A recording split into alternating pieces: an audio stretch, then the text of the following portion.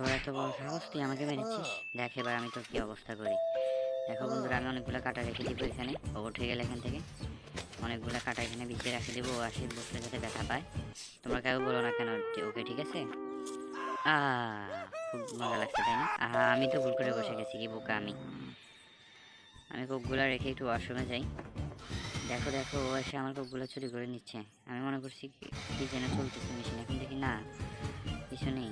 দেখো আমার পুরো কোক চুরি করে নিয়ে চলে গেছে। আমার কাছে আরো আছে, কোনো সমস্যা নাই।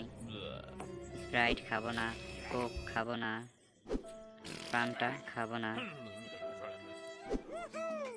পানি, ওয়াটার ইজ বেস্ট। ওয়াটার, পানিগুলো সবসময় পানি বেশি বেশি খাবে, পানি অনেক ভালো। এগুলো হচ্ছে বাতাসা।